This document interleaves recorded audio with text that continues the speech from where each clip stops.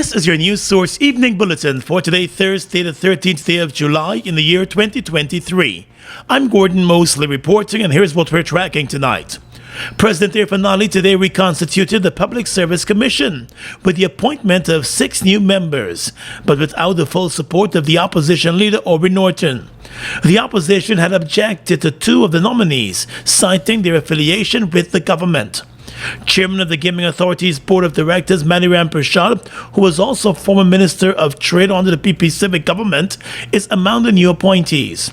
He was appointed directly by the President, based on the President's own deliberate judgment as provided for under the Constitution. The other members of the Commission are Maurice Gajadar, Melsita Bavil, Chandwati Leela Ramson, Mohandad Gulsaran, and Janice Bowen.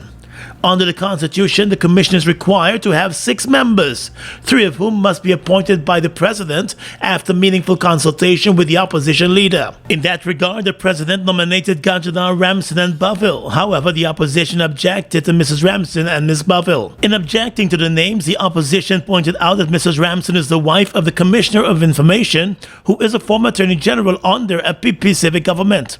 She's also the mother of the current Minister of Youth, Sport and Culture.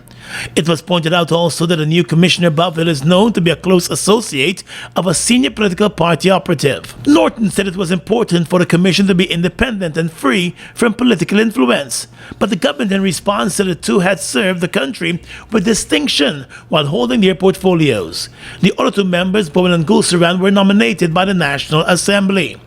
In his address today, President Irfaan Ali did not address the issues raised by the opposition leader. Instead, he urged the Commission to hold the public service accountable as the country undergoes transformation. In the direction our country is going, in a massive transformation, transparency, accountability, efficiency, reliance, and credibility of our public sector is very, very important. The reliance on our public sector, the efficiency and reliability and transparency of the public sector is therefore reliant on the persons who constitute the public sector. It is in our benefit as a country and as a people that we not only hold public officers accountable to the requirement of their mandate and the Constitution, but more importantly, very important in this process of transformation, that productivity and delivery becomes an important output of the public service. The President also said, cognizant of its role, the government has been investing heavily in the public service to upgrade the skill sets of public servants and make the sector efficient. He noted that equally he expects the Commission to play its part in holding the public service to the highest standards. Our economy is now the fastest growing economy of the world. So our public service should be the fastest transitional public service. You can't be the fastest growing and the least efficient, or the fastest growing and the most unreliable. That is the point. The world expects a higher degree of service from us. The population expects a higher degree and a higher level of service from us. And we have to deliver on this. The reconstitution of the Public Service Commission comes close to 2 years after the life of the last commission came to an end. Constitutionally, the commission is required to make appointments to public offices and to remove and exercise discipline control over persons holding or acting in such offices. The reconstitution of the PSC also paves the way for the Police Service Commission to receive its full complement of commissioners, and for the appointment of the Judicial Service Commission. More news coming up in just a moment. It's been a long time coming. Overdue, some might say. But now that it's here, it will change life forever. And it is here to stay. The future is now. Transforming Guyana into the 21st century. Introducing GTT Fiber. Experience internet connectivity like never before. Speeds you deserve at prices you can afford from a name you can trust. Sign up today. GTT Fiber is here. GTT. Together, we rise faster. Oh my lord! I just love to shop in this store. My customers, them gonna love all these things. So many different things in one place. Household items, electronics, toys, stationery, confectionery, exercise equipment, shoes and clothes for men, women and children, school things, costume, jewelry, perfume, makeup. Oh, look the makeup! Giftland Office Max, Guyana's favorite department store.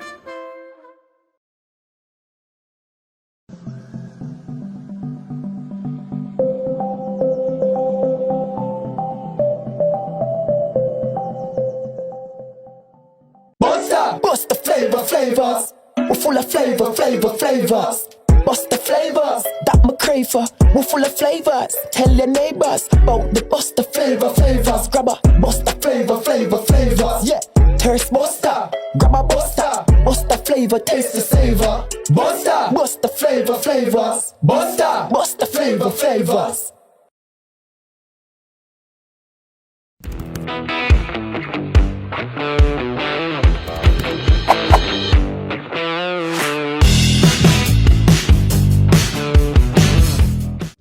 Are you looking for the best high school education at affordable fees?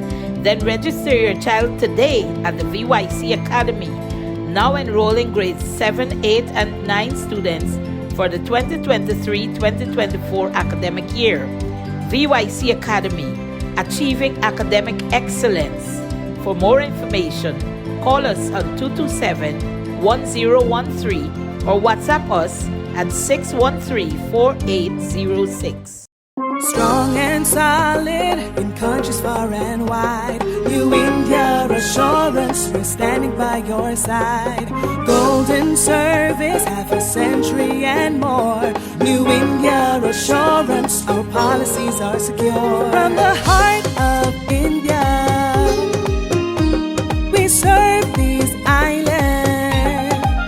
The strength that you can trust, you're safe when you come to New India Assurance Company. Assurance when you need it most. For your home, motor or business insurance, visit New India Guyana office, 58 Brickdam next to Star Computers. Telephone 226-0415-7. Comfortable parking available. The Newtown location of gold trading company Dorado Trading in the Silver Street here in Georgetown was gutted by fire this afternoon, leaving millions of dollars in damages. The fire service was called to the business place just after 5 o'clock when heavy smoke was seen billowing from inside of the building. The fire service was quick in its response as employees assisted in pointing out the key locations where the fire was spreading. Firemen were able to contain the blaze to the one building, although 2 nearby houses were scorched, forcing those homeowners to take out some of their belongings. At the scene, the CEO of the company, Tamish Jagmohan, paid close attention to the work of the firemen. He would not offer any comment on his losses or the fire. A cause of the fire has not been determined. The Guyana Fire Service has launched a full investigation. While confronted by a significant shortage of nurses across the country, the government of Guyana is now looking to employ nurses from Cuba to meet the immediate needs of the country's public health care sector.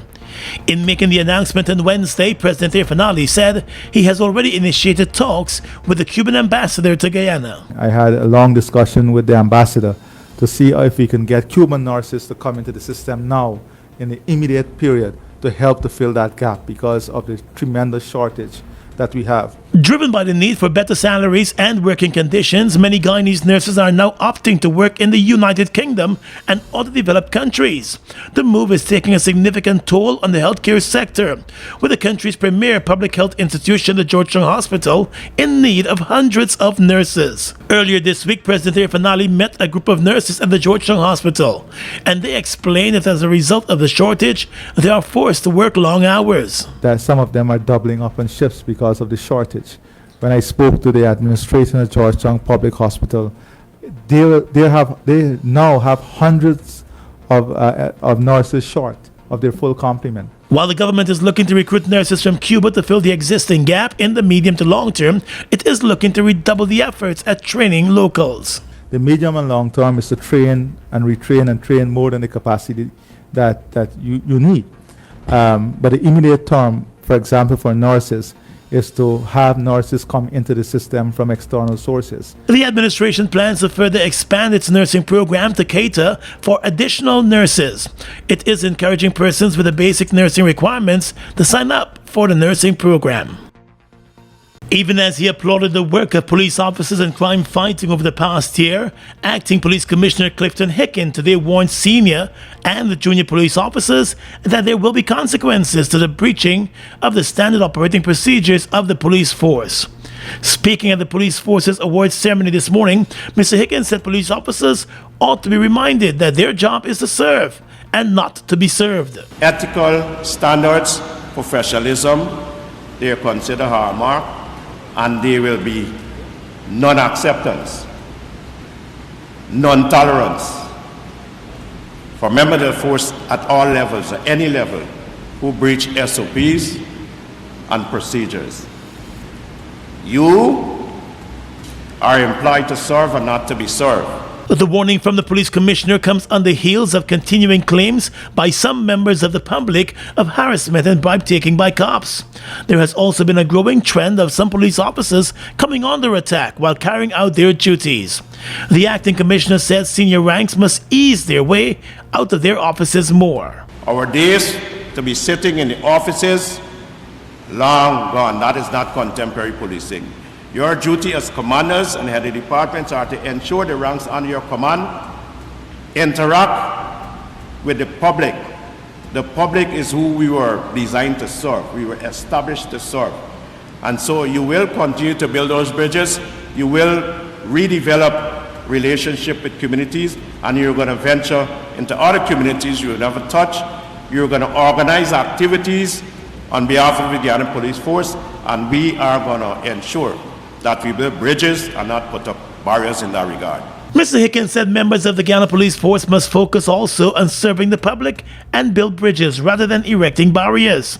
At today's Police Anniversary Awards, the Criminal Investigations Department won the most prizes, with special cash awards handed out for the solving of murders, trafficking in persons, finding and seizure of firearms and narcotics.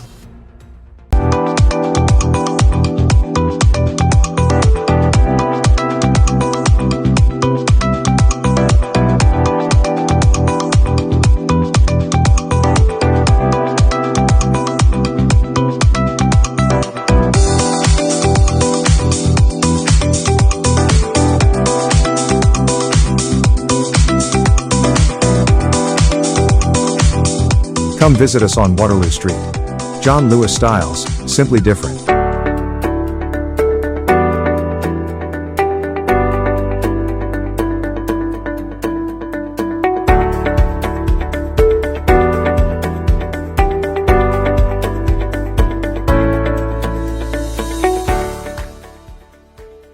So what going on, champ? I passed here last week and this shop lock up tight. Why? We come down with the flow, so we have to take a couple of days. I can't deal with them kind of setbacks, man. Now. I just get a headache when you see I can't make me little bread.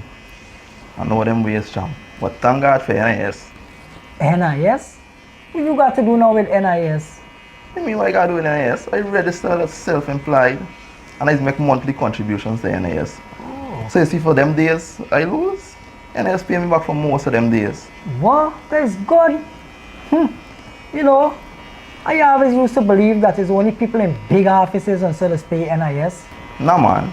NIS for any working person between the ages of 16 to 60. And as self-employed, you get all the benefit as an employee, except for industrial benefits. So what I do for set up this thing? All I gotta do is visit NIS on Breakdown, or if you're living out of town, you visit any NIS closest to your location. And once you register and your registration complete, you can start making NIS contributions. Alright, so what I work with and like how much money I gotta pay a month? Man, I ain't gotta work with no big money. All I gotta work with is your birth certificate and any farm ID. And when you reach down there, ask for the compliance department. Good. Thanks for the information, bro. As soon as I left here, I went straight to the NIS office. For further information, please visit the website at www.nis.org.gy, the National Insurance Scheme Facebook page, or your nearest NIS office. Traveling soon? Then come into John Lewis Styles on Waterloo Street and let's help you choose the right set of luggage. You can choose to buy 3-piece luggage sets, or separate pieces, but the sets are always a better deal. Either available in soft poly, or ABS hard side material, with 4-wheeled spinners, and in many colors too. Also available are carry-on luggage, computer bags, duffel bags, backpacks, travel pillows, blankets and lots more to make your trip enjoyable. John Lewis Styles. Simply different. The Ministry of Public Works will be working closely with a number of other government agencies to limit the impact of the upcoming 3-day closure of the Demerara Harbour Bridge. During a stakeholder consultation on Wednesday, it was announced that during the closure of the bridge, river taxis plying the Georgetown to Viridian Hoop route will be allowed to operate around the clock. With a 24-hour water taxi service, security will be enhanced in the area surrounding the Stelling at Georgetown and the one at Viridian Hoop. That's according to the Minister of Public Works, Juan Edgel. The police, with their expertise in not just in law enforcement, but in terms of logistics, will be working with the bridge to ensure that we can get that going. In addition, it was explained that floodlights will be erected at the landings on both sides of the river to provide additional security during the bridge closure. Minister Edgel explained that in cases of medical emergencies, a water ambulance will be on standby in the Demerara River throughout the 3-day period. We will have 24/7 a water ambulance on standby. A water ambulance will be on standby 24/7. So if there is any medical emergency and a person needs to be transferred from the West Demerara to the Georgetown Hospital, there will be a water ambulance and the necessary connections to be made. The Demerara Harbour Bridge will be closed to all traffic from the 24th to the 27th of July to facilitate the replacement of one of the main spans to the bridge. In terms of businesses, the minister is asking that suppliers and distributors of goods and food items put additional storage systems in place on the West Demerara to cater for the bridge closure. Fuel companies are also being encouraged to do the same. Over the 3-day period, the Ministry of Public Works is also requesting the airlines to open up their check-in period earlier on the days of the bridge closure to allow passengers who may be affected an earlier time to check in for their flights. We also want to engage the airlines, since people may not be able to, in the luxury of their normal travel, leave Tushen or Wales or Region 2 in their own car, come on the steamer, get over the bridge and go to the airport. The airlines may want to consider extended check-in period to facilitate people who may want to go to the airport earlier than is anticipated, so they could check in, and rather than be sitting out in the parking lot because they wanted to get there earlier, they could have the facilities of the lounge in the airport as well, so that we could make that. So that's one stakeholder and one suggestion that we're putting out there for airlines to be able to deal with that. Last year, the operations at the bridge were shut down after it was hit by a fuel tanker. That accident caused major damages and resulted in the closure of the bridge for several days. The CARICOM Secretariat has announced that the CARICOM Eminent Persons Group has arrived in Haiti on a follow-up mission to the stakeholders meeting held in Jamaica last June. The group, comprising of former Prime Ministers Kenny Anthony of St. Lucia, Perry Christie of the Bahamas, and Bruce Golding of Jamaica, will continue their meetings with all relevant stakeholders to facilitate a Haitian-led solution to the multiple crises facing the country. The group was appointed by CARICOM heads of government in May to initiate and oversee the community's provision of good officer support in designated priority areas, including security governance, the electoral process, and long-term development planning and advocacy in Haiti. CARICOM said the group will also liaise with key international partners and agencies. During their mission in Haiti, the group will meet with various groups who attended the Haitian stakeholders meeting in Jamaica in June, as well as stakeholders who were not at the meeting. CARICOM said in the interest of the people of Haiti, the group encourages all stakeholders to continue their efforts to engage in meaningful dialogue. A 23-year-old American man who was nabbed at a Cheddi-Jagan airport back in April with more than 270 grams of marijuana in cereal boxes in his suitcases changed his not guilty plea to guilty today. The youth Malcolm Vinson appeared before Magistrate Sunil Scarce at the Diamond Magistrates Court for the continuation of his trial. However, during his appearance, he informed the court of his decision to change his plea and enter a guilty plea. With that guilty plea recorded, the magistrate sentenced the 23-year-old to 2.5 years in jail. He was also fined $246,600 Guyana dollars. Vincent had just arrived in Guyana for a visit when the marijuana was discovered during security checks of his suitcases. The Customs Anti-Narcotics Unit has been stepping up its campaign across the country to weed out the drug trade. There have been a number of recorded drug busts for this year already. Guyana's economy is rapidly transforming, and we're all part of it. Guyoil is at the forefront of this development by providing reliable and efficient energy and supporting community development from the very core.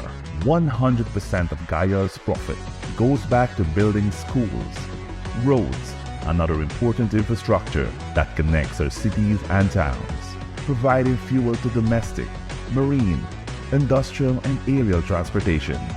Guyoil has now repositioned itself as a market leader in the petroleum industry, building a better future for all of us. Sorry. Jack? Hey. Boys, where you going with all that speed? Yo, today's the 15th. My NIS contributions are due, and I ain't even get the forms as yet. Hold on. You mean to tell me that you're not aware that all self-employed persons can now make their NIS contributions using the MMG app from the comforts of their homes and offices? Really? I just pay my bills using MMG, Yes, Jack. And the thing's simple. All you have to do is open the app, select Pay Bills, Government Services, NIS, and Pay. They will prompt you to enter your NIS number, the month you're paying for, and the amount. So I don't need to submit any form? No. The only time you submit in a form is when you're making a claim. Wait. I could make a claim too? Oh, no, man. You didn't know that? Yes. All self-employed persons are entitled to all benefits from NIS. Well, except for the industrial benefits. And here's the good part. All of their forms, you can download them from the NIS website. Well, girl, I'm really glad I bumped into you. Anyhow, make sure you pay your bills later. Later? I gotta sit down right here and pay my contributions first. Take care. For further information, please visit the website at www.nis.org.gy, the National Insurance Scheme Facebook page, or your nearest NIS office.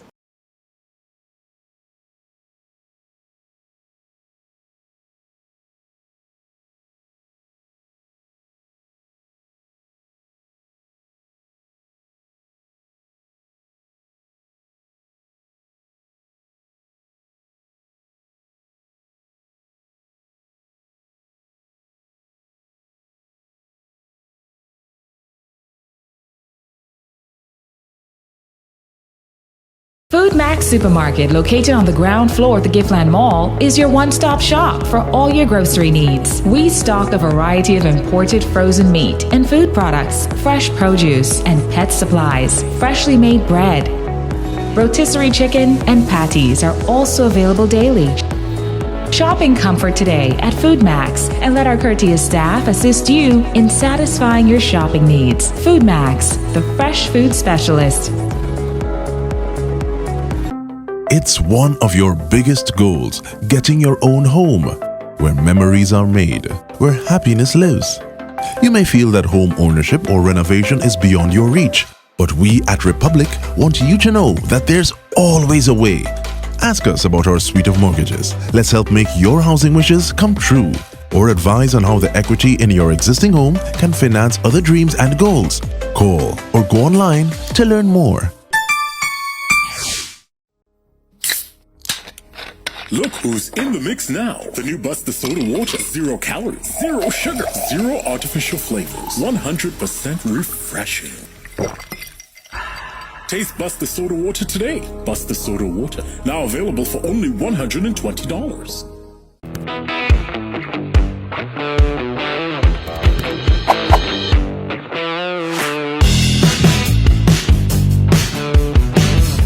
With your regional and international news tonight, I'm Svetlana Marshall in the region. The surveillance unit of the Ministry of Health, Wellness and Religious Affairs in Grenada is aware of and is closely monitoring the first reported confirmed case of the monkeypox virus in the Caribbean island of Trinidad and Tobago. The case was confirmed on July 12, 2023 by the Ministry of Health of Trinidad and Tobago, which explained that contact tracing procedures were initiated as per its response protocols. A second case was also detected. The monkeypox virus can be transmitted to humans through close contact with an infected person or animal, or with contaminated materials such as bedding. It is also transmitted from one person to another by close contact with lesions, body fluids, and respiratory droplets. The main symptoms of monkeypox are fever, rash, and swollen lymph nodes. Since January 1, 2022, the World Health Organization has received over 88,000 laboratory-confirmed cases and more than 1,000 probable cases, including 149 deaths across 112 countries. Globally, the United States of America is the most affected country, with over 30,000 confirmed cases. On average, 95 cases are still reported weekly across the globe, with the region of the Americas remaining the most affected WHO region. Attorney Jerry Edwin has filed a motion in the High Court calling on the Grenada government to remove flogging as a penalty for people who are convicted for offences in the magistrate's court. The attorney said Grenada is the only jurisdiction in the entire Western Hemisphere with such a law on its books. Edwin explained that for several decades, judicial officers and magistrates in particular have abused this form of punishment by ordering flogging for robbery, traffic offences, offensive language, and all sorts of offences not permitted under law. He said, worse, there were several instances where magistrates ordered flogging forthwith in clear violation of the law, which states that a period of 14 days must elapse before the punishment is enforced. In 2017, Edwin was a lone protester at an event on a former plantation where the lives of slaves were reenacted as part of activities in observing April as National Heritage Month. He had called for the April 27, 2017 event to be cancelled. And finally tonight, international news. BBC is reporting that a heatwave is sweeping across parts of southern Europe and northwest Africa, with potential record-breaking temperatures in the coming days. Temperatures are expected to surpass 104 Fahrenheit in parts of Spain, France, Greece, and Turkey. In Italy, temperatures could reach as high as 119.8 Fahrenheit. A red alert warning has been issued for 10 cities, including Rome and Florence. On Tuesday, a man in his 40s died after collapsing in northern Italy. Italian media reported that the 44-year-old worker was painting zebra crossing lines on the road before he collapsed from the heat. He was taken to a hospital where he later died. Several visitors to the country have collapsed from heat stroke. People have been advised to drink at least 2 liters of water a day and to avoid coffee and alcohol, which are dehydrating. And that's your News Source Evening Bulletin for tonight. I'm Gordon Mosley reporting and encouraging you to stay safe.